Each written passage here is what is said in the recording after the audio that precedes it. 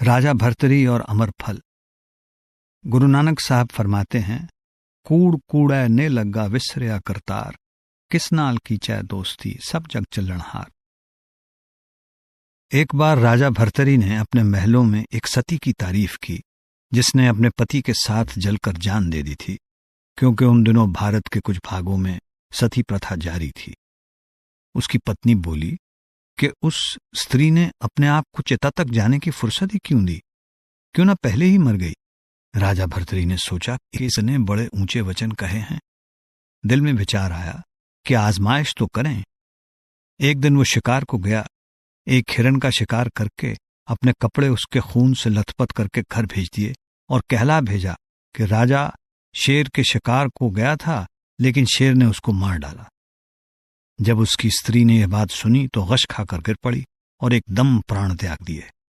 राजा भर्तरी को बहुत अफसोस हुआ कि इतनी नेक पत्नी हाथ से गंवा दी, लेकिन जल्दी ही उसने दूसरी शादी कर ली।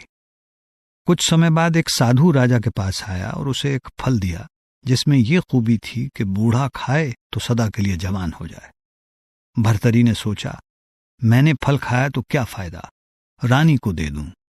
उसने सोचा कि यह भी पहली पत्नी जैसी होगी और फल देते समय यह बता दिया कि इसके खाने से बूढ़ा हमेशा के लिए जवान हो जाता है। बदकिस्मती से उसकी दूसरी रानी पहली रानी से बिल्कुल उलट थी। रानी का दिल कोतवाल पर था। उसने वो फल कोतवाल को दे दिया। कोतवाल उस रानी से ही प्रेम नहीं करता था, उसकी प्रीति एक वेश्या के साथ भी थी। उसने वो फल वेश्या को दे दिया।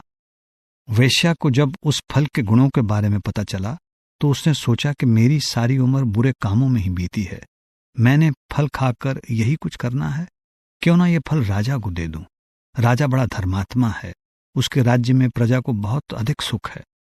जब राजा के पास फल आया उसने पहचान लिया। वेश्या से कहा कि सच बता, ये फल कहां से लाई है। कहने लगी, कोतवाल से मिला था। राजा ने नौकर भेजकर कोतवाल को बुलाया और पूछा, सच बताओ तुम्हें यह फल कहां से मिला। कोतवाल पहले तो इधर उधर टालने लगा, लेकिन जब राजा ने धमकाया तब बोल पड़ा कि रानी से मिला है। फिर रानी को बुलाया। उस वक्त राजा भर्तरी ने पहले अपने आप को कोसा कि धिक्कार है मुझको जो मैंने एक पतिव्रता स्त्री की बेकार में आजमाइश की और फिर ऐसी औरत के जाल में फंसा। फिर धिक्कार है उस रानी को जो राजा को छोड़कर नौकरों के पीछे भागती है। फिर धिक्कार है कोतवाल को जिसको रानी मिली लेकिन रानी को छोड़कर वेश्या के पीछे भागता है। यही सब सोचते हुए राजा भर्तरी ने राजपाट त्याग दिया और अपनी शेष आयु प्रभु भक्ति में बिताई।